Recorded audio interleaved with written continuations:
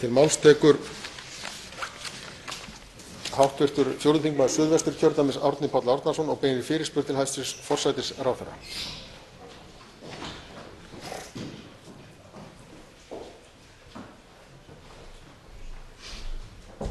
Virðulegi forseti, ég vil beina fyrirspurn til hæstv. Forsætisráðherra málefni Ríkisútvarpsins. Nú var það þannig að í síðustu viku var kynnt niðurstaða skýrslu starfshætti, stöðu Ríkisútvarpsins og fjárhagsstöðu þess. Það má hafa ýmis orð þá skýrslu en það sem stingur í augun að mikilvægi Ríkisútvarpsins sem fjölmiðils í almannaþágu staðfest í þessari skýrslu. Þetta eini fjölmiðillinn sem fólki býðst aðgangur að fá þjónustu frá fyrir 17.800 kr. Þarf ekki að kaupa sér nettengingu eða síma eða eitthvað slíkt til þess að fá menningu og fræðslu hvar sem á landinu. Og ég vil spyrja hæstv. Forsætisráðherra hvort hann deili með mér þeirri skoðun að það sem nú skiptir mestu í ljósi þessarar skýrslu að standa vörð Ríkisútvarpið, menningarhlutverk þess, almannaþjónustuhlutverk þess og að til þess að gera það sé þrennt mikilvægast. Í fyrsta lagi að tryggja að Ríkisútvarpið fái notið útvarpsgjaldsins óskipt. Í annan stað að útvarpsgjaldið verði ekki lækkað á næsta ári eins og gert ráð fyrir og eins og hæstv. Fjármálaráðherra og hæstv.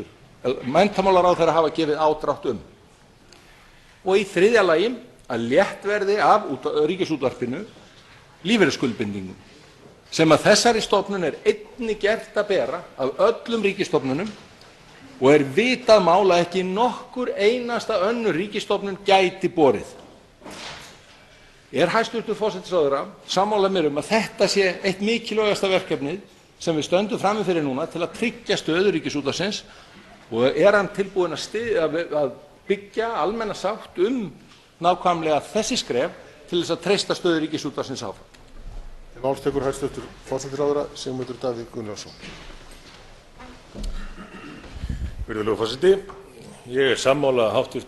þingmanni mikilvægi þess að því menningarhlutverki sem að hann lýsti sé vel sinnt og að Ríkisútvarpinu sé gert kleift að gera það vel. Eins má nefna hluti eins og mikilvægi þess að það mikla safn menningarefni sem að Ríkisútvarpið heldur utan sé varðveitt og farið vel með það. Ég hef nú reyndar sjálfur, virðulegur forseti, reynt að leggja mitt af mörkum við að vernda þessar menningarminjar í Ríkisútvarpinu. Þetta og ýmislegt fleira eru mikilvæg hlutverk sem að Ríkisútvarpið hefur gegnt og mikilvægt að það hafi aðstöðu til þess. En þá líka mikilvægt leið að huga að öllum þeim breytingum sem að verða á fjölmiðlum og fjölmiðlamarkaði og hvernig fjölmiðlar eru reknir og laga Ríkisútvarpið og hlutverk þess að því.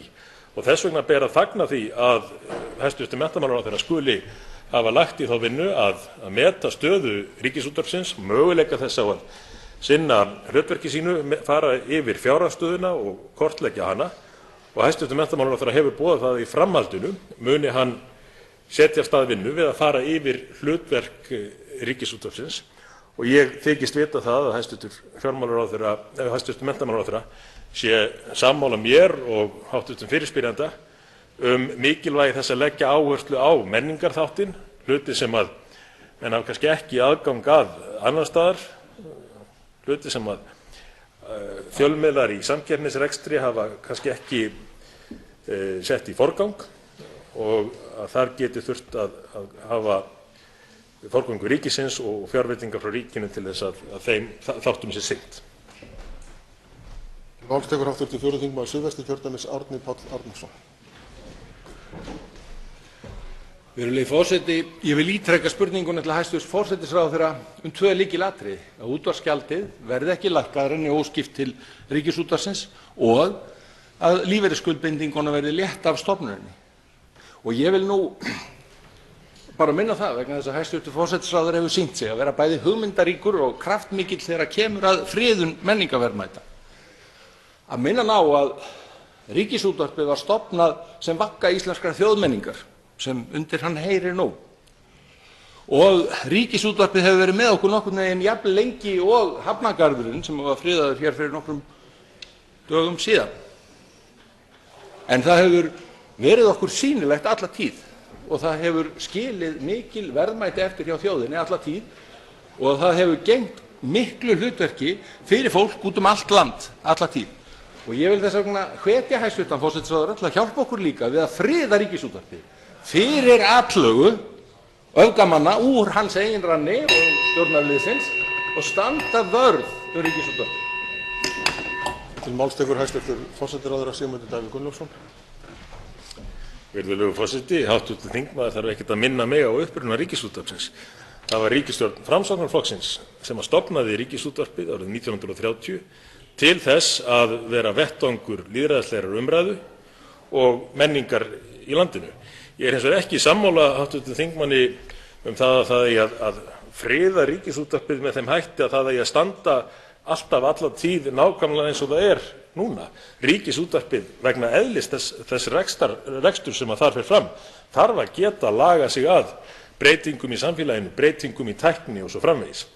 Þarf að hafa mikla aðlögunarhæfni og geta metið stöðuna hverju sinni og brugðist við henni. Og þess vegna það eins og ég gat áðan fagnaðarefni að hæstv.